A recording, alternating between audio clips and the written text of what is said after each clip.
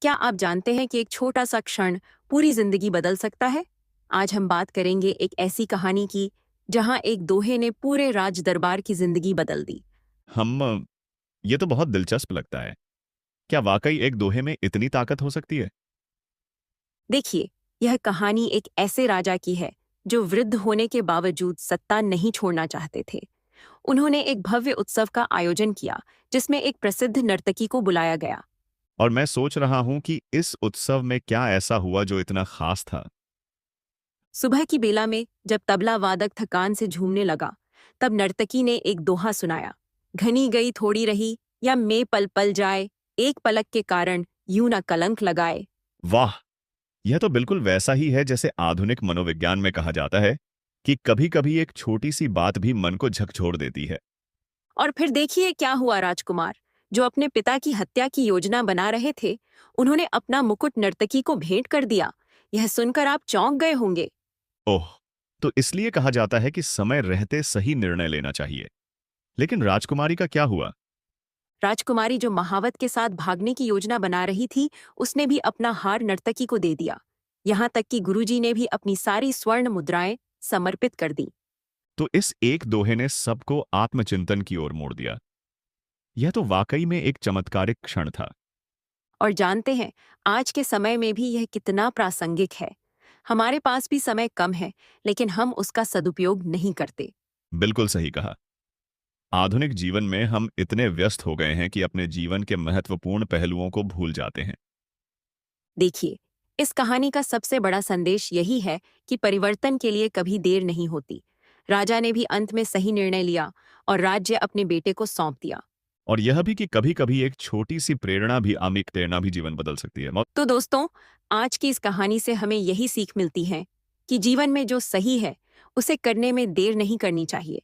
क्योंकि जैसा कि कहा गया है, घनी गई थोड़ी रही। हम वाकई में एक गहरी सीख है। तो मिलते हैं अगली बार एक नई कहानी के। किसी ने बड़े कमाल की बात कही है कि अंत समय में तो सिर्फ फिल्मों में अच्छा होता है। असल जिंदगी में अंत में कुछ भी ठीक नहीं होता। जो करना है अभी ठीक कर लो, क्योंकि अंत में तो सिर्फ अंतिम संस्कार होगा। एक बड़ी छोटी सी कहानी सुनाता हूं, एक प्रसिद्ध राजा की, जिसने अपने दरबार में बड़ा उत्सव रखा था। वो राजा वृद्ध हो चला था, लेकिन अभी भी सिंहासन पर बैठा हुआ था। और उत्सव में उसने अलग अलग राज्यों के राजाओं को बुलाया था। एक राज्य की सुप्रसिद्ध नर्तकी थी, उसको बुलाया था, और साथ में अपने गुरुजी को बुलाया था। अब गुरुजी जब आ गए दरबार में, तो उनके पास में तो कुछ था नहीं देने के लिए। नर्तकी को तो राजा ने एक स्वर्ण मुद्राओं से भरी थैली दे दी कि जब भी आपको नृत्य अच्छा लगे, अपनी ओर से आप दे दीजिएगा। पुरस्कार में पूरी रात नृत्य चलता रहा। पूरी रात जो है नृत्य का उत्सव चलता रहा। और जब ब्रह्म बेला आई, सुबह का समय आया, तो जो तबला बजा रहा था, संगीत दे रहा था, वो ऊँघे लगा, उसको नींद आने लगी। नर्तकी ने धीरे से देखा कि ये तो ऊँघ रहा है। राजा को पता चल गया, तो राजा जो है इसको दंड दे देगा, इसको सजा मिल जाएगी। तो इसलिए नर्तकी ने अपने तो वाले को जगाने के लिए, आगाह करने के लिए एक दोहा पढ़ा कि घनी गई थोड़ी रही, या मैं पल पल जाए, एक पलक के कारण यूं न कलंक लगाए, यूं न जन्म गवाए। जैसे ही यह बात तबले वाले ने सुनी, वो अलर्ट हो गया, सतर्क हो गया, और शानदार तरीके से बजाने लगा तबला। और जैसे ही बात बाकी लोगों ने वहां पर सुनी, जो राजा का बेटा था, जो युवराज था, वो दौड़ के आया और उसने अपना मुकुट नर्तकी को दे दिया कि मेरी ओर से आपके लिए। तभी जो राजा की बेटी थी, राजकुमारी थी, वह दौड़ के आई और उसने अपना हार जो है नर्तकी को दे दिया कि मेरी ओर से भेंट आपके लिए। तभी गुरुजी अपने आसन से उठे और जाकर के स्वर्ण मुद्राओं की पूरी थैली उसको दे दी कि सब तुम्हारा, मैं चला। जहां राजा ने देखा कि सबको एक दोहा बोलकर कि नर्तकी ने लूट लिया है, तो राजा अपने सिंहासन से खड़ा हुआ और कहने लगा कि ये क्या बदतमीजी चल रही है। एक दोहा बोलक के तुमने सबको लूट लिया, जिनके पास में जो कुछ है सब देते चले जा रहे हैं, क्या चल रहा है। राजा उसको डांटने लगा, तभी राजा के गुरु ने कहा कि बस राजन, इसको कुछ भी मत कहिए। इसके एक दोहे ने आज मेरी आंखें खोल दी।